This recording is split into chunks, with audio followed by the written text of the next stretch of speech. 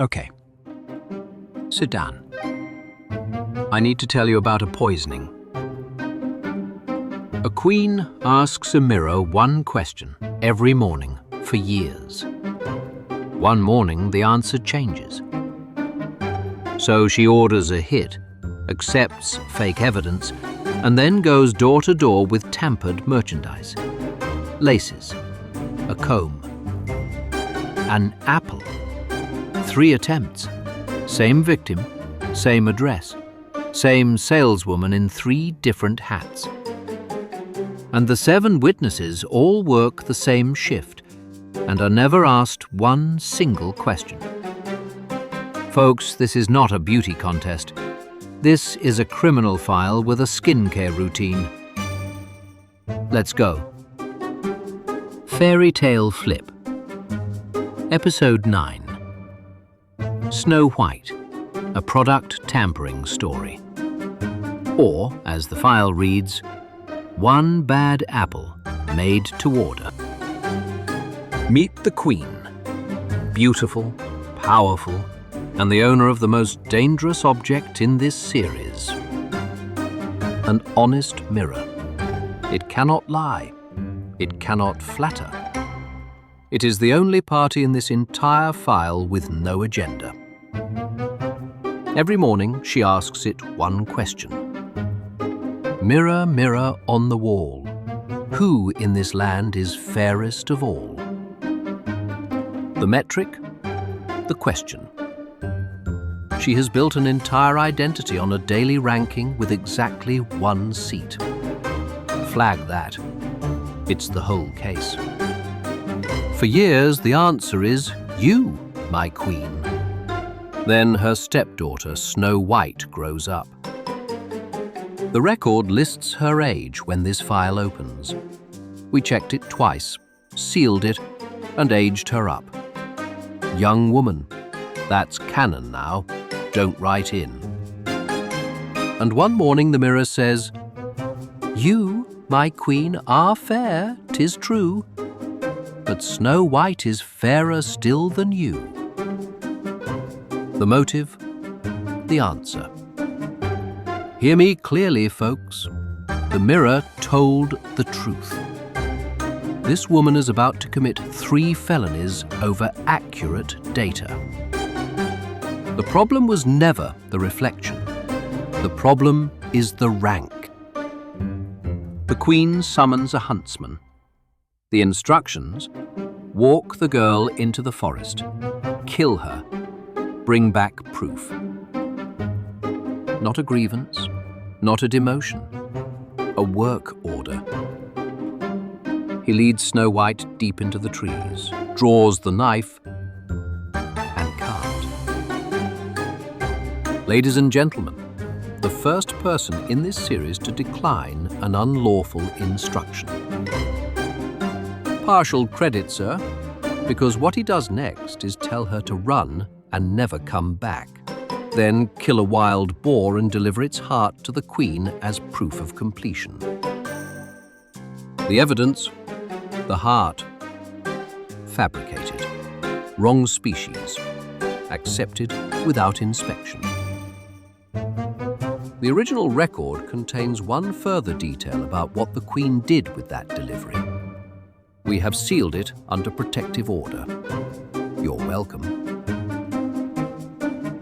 Snow White runs, over roots, past wolves, through what lawyers call foreseeable risk, until at nightfall she finds a tiny cottage. 7 of everything, all of it small. The residents come home from the mine, 7 dwarfs. The record never names them, no trademarked lineup here. But it does tell us this. They work the same shift, keep tidy books, and notice immediately that someone has touched their things. Detail-oriented, remember that. It's going to hurt later. They find Snow White asleep in the 7th bed, hold a calm meeting, and make her an offer. Room, board, and protection in exchange for keeping the house. She accepts. Folks, clear terms.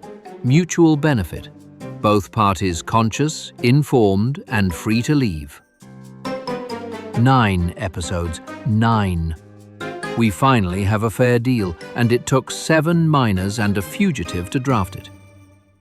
One condition: a compliance memo, reread every morning before shift. The Queen will find you. Let no one in. File that memo, folks. It is about to be stress-tested. Back at the palace, the Queen runs her morning check-in. The Mirror, honest, always, reports Snow White alive and well over the hills in the House of the Seven Dwarfs. Understand what this woman owns. A real-time dashboard of her own failure with the victim's home address attached. Data-driven, terrifying. This time, she goes herself. Disguised as an old peddler, she knocks and offers silk bodice laces. Genuine, lovely, retail grade. Snow White cracks the door. The peddler laces her up, snug, tight, tight. She drops. Attempt 1. The laces. The dwarfs come home, cut the lace, and she breathes. The memo is reread. Slower this time. A week later, new hat, same knock. A carved comb, poisoned. Same collapse, same rescue. Attempt 2. The comb. And before anyone writes in about the doors, she is young, alone, and hunted. The disguises are professional grade, and the merchandise is real. That is what tampering means. Meanwhile, 2 incidents, 1 MO, 7 eyewitnesses to the aftermath, and nobody writes down a description of the suspect. Detail-oriented, except where it counted. 3rd dashboard update. Still alive. So the Queen stops shopping retail and goes artisan. In a hidden chamber, she crafts one perfect apple, 1 half white, 1 half red, and the poison lives only in the red. Why the split?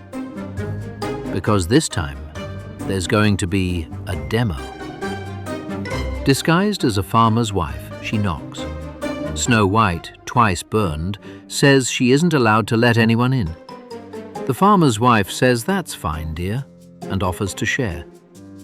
She cuts the apple, eats the white half herself, alive, smiling, visibly fine, and passes the red half through the window. Folks, that is a live product safety demonstration. She invented the free sample, and she invented it for murder. Snow White bites and drops. Attempt 3. The apple. Now, normally this is where the dramatization insert would play. Not this episode. The clay budget is frozen pending the 2-exhibit audit from the Rumpelstiltskin file. You'll have to imagine the apple in stop motion. It's very shiny. The dwarfs come home to silence.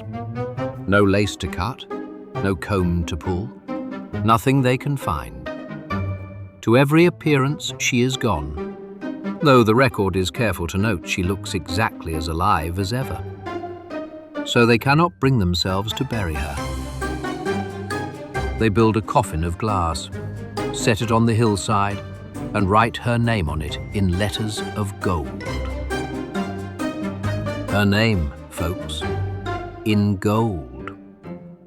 One file after a woman went 10 scenes as an apostrophe S. Progress.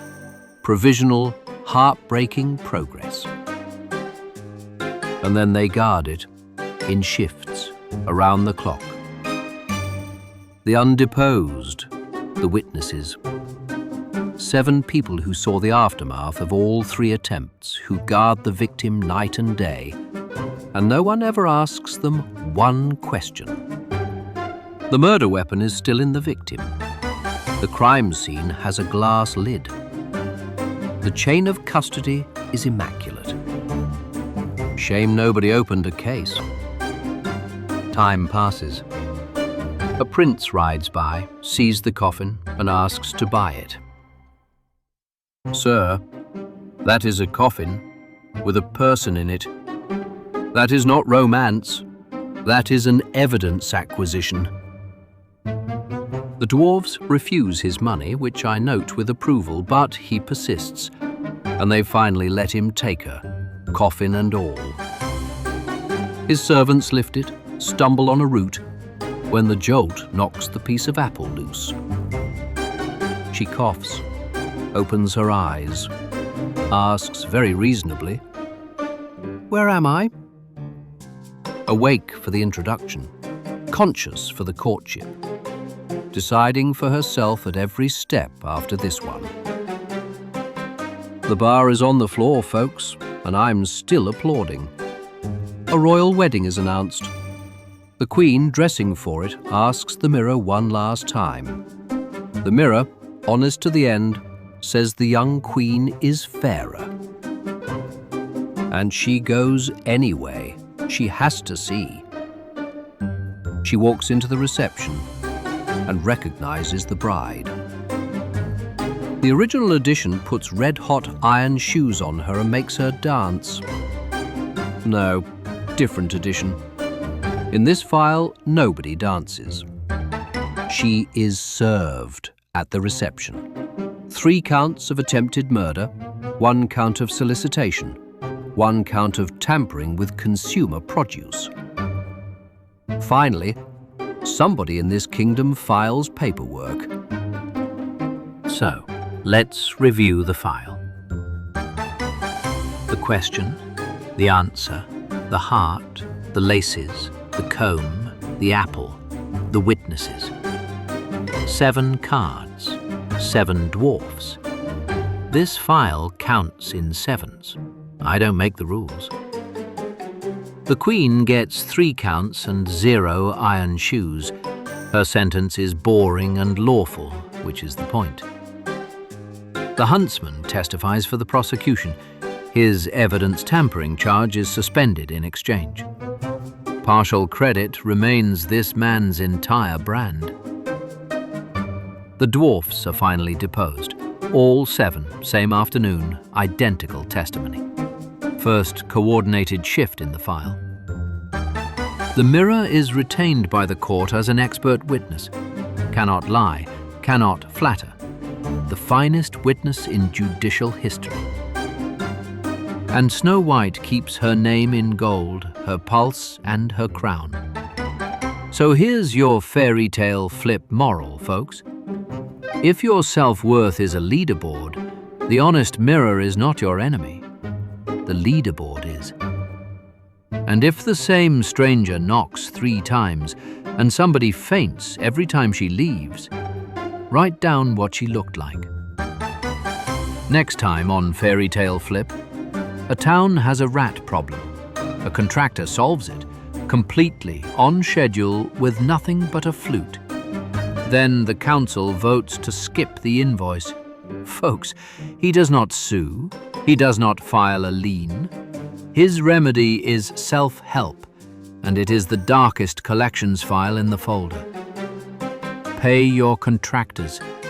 See you then.